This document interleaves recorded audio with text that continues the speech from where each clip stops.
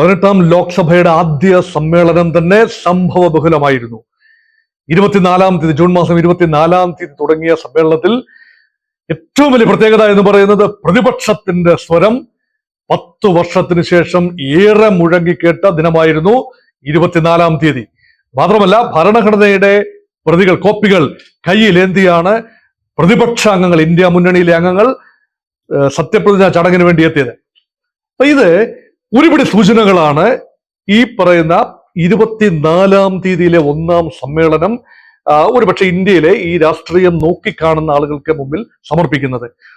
അതിലൊരു കാര്യം, ഇനിയുള്ള കാര്യങ്ങളിൽ വിട്ടുവീഴ്ച സമീപനം പ്രതിപക്ഷത്തു നിന്നും പ്രതീക്ഷിക്കേണ്ട. ഭരണകക്ഷി മുൻകാലങ്ങളിലേതുപോലെ പ്രവർത്തിക്കാനാണ് ഉദ്ദേശമെങ്കിൽ പ്രതിപക്ഷത്തു നിന്നും യാതൊരു വിട്ടുവീഴ്ചയും ഉണ്ടാവില്ല.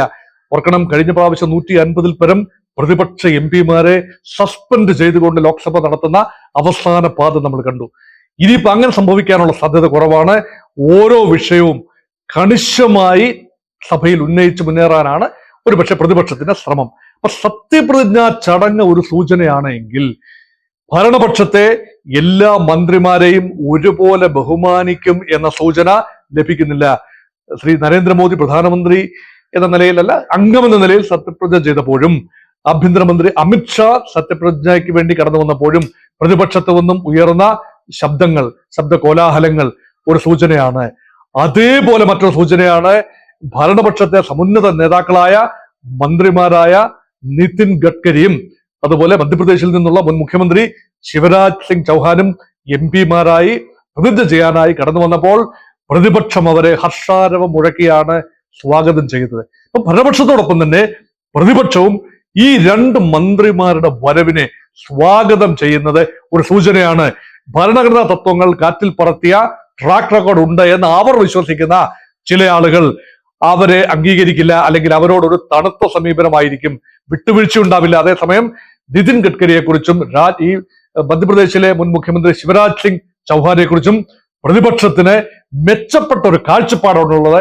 അതുകൊണ്ട് വിഷയാധിഷ്ഠിതമായി കാര്യങ്ങളെ പഠിക്കുകയും വ്യക്തിപരമായി മന്ത്രിമാരെ കൈകാര്യം ചെയ്യുകയും അല്ലെങ്കിൽ അവരുടെ നിലപാടുകൾ വ്യക്തമാക്കുകയും ചെയ്യുന്ന ഒരു സൂചന നമ്മൾ കണ്ടു. മറ്റൊരു സൂചന എന്ന് പറയുന്നത് രാഹുൽ ഗാന്ധി പ്രതിപക്ഷ നേതാവാകാനുള്ള എല്ലാ സാധ്യതയും കാട്ടുന്നു. നമുക്കറിയാം, രാഹുൽ ഗാന്ധി എപ്പോഴും തീരുമാനമെടുക്കുന്നത് 11ാം മണി നേരത്താണ്. വയനാട് മത്സരിക്കുന്ന കാര്യത്തിൽ അങ്ങനെയായിരുന്നു. വയനാട് സീറ്റ് ഒഴിയുന്ന കാര്യത്തിൽ ഏറ്റവും അവസാനമാണ് തീരുമാനമെടുക്കുന്നത്. അവസാനം ഒഴിയേണ്ടതിന്റെ ഏറ്റവും അവസാനത്തിന്റെ തലേ ദിവസമാണ് തീരുമാനമെടുക്കുന്നത്. അത് മാത്രമല്ല, റായ്ബറേലി സീറ്റിൽ മത്സരിക്കാനുള്ള തീരുമാനമെടുക്കുന്നത് നാമനിർദ്ദേശ പത്രിക സമർപ്പിക്കുന്നതിന്റെ തലേന്നാണ്.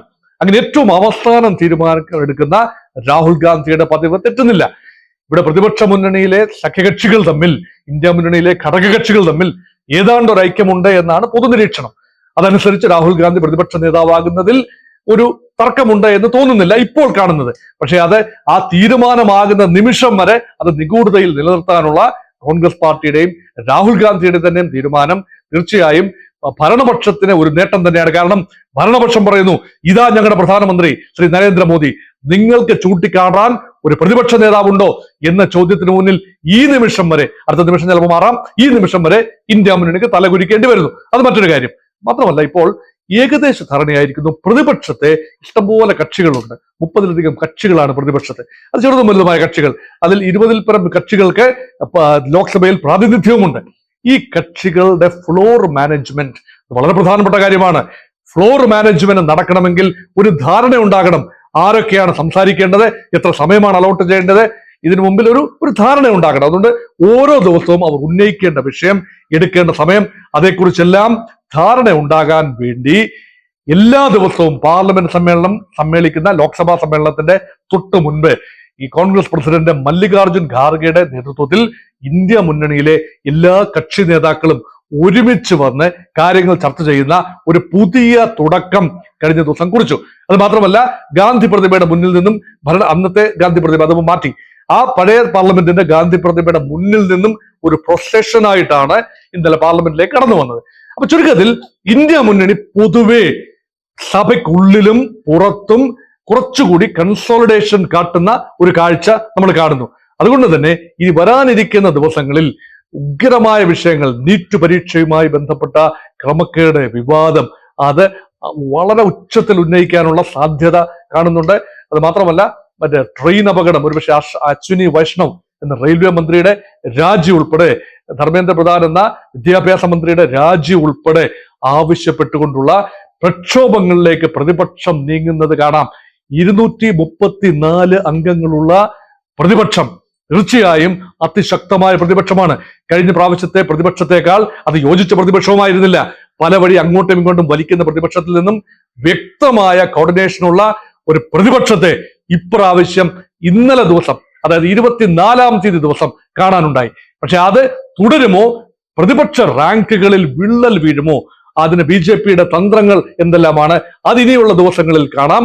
അതുപോലെ ഭരണപക്ഷത്തെ വിള്ളലുകൾ ഉണ്ടാക്കാനുള്ള പ്രതിപക്ഷത്തിന്, പ്രത്യേകിച്ചും സംവരണ വിഷയം, ജാതി സംവരണ വിഷയം ഉൾപ്പെടെ, അത് മാത്രമല്ല അഗ്നിവീർ പദ്ധതി ഉൾപ്പെടെ, ഇത് രണ്ടും ജനതാദൾ യുണൈറ്റഡിന്, നിതീഷ് കുമാറിന്, JDSന് താല്പര്യമുള്ള വിഷയങ്ങളാണ്. അപ്പൊ ഇതിൽ അവരെന്ത് നിലപാട് സ്വീകരിക്കും? അപ്പൊ നിരന്തരം സംവരണ വിഷയം, ജാതി സെൻസസും സംവരണ വിഷയം ഉന്നയിക്കുക വഴി നിതീഷ് കുമാറിന്റെ പാർട്ടിയും ഒരു പരിധിവരെ TDPയെയും സമ്മർദ്ദത്തിലാക്കാനുള്ള സാധ്യത പ്രതിപക്ഷ മുന്നണിയും ആലോചിക്കുന്നുണ്ട്. അതുകൊണ്ട് സംഭവ ബഹുലമായ ലോക്സഭാ സമ്മേളനത്തിലേക്കാണ് ഇനിയും എല്ലാ കണ്ണുകളും നീളുന്നത്. സത്യപ്രതിജ്ഞ 2-3 ദിവസമായി തുടരുന്ന സത്യപ്രതിജ്ഞ കഴിഞ്ഞ് സഭാ നടപടികളിലേക്ക് കടക്കുമ്പോൾ വളരെ സംഘടനാത്മകമായ, ഒരു പരിധിവരെ സ്ഫോടനാത്മകമായ രംഗങ്ങൾക്ക് 18ാം ലോക്സഭ സാക്ഷ്യം വഹിക്കാൻ എല്ലാ സാധ്യതയും കാണുന്നു.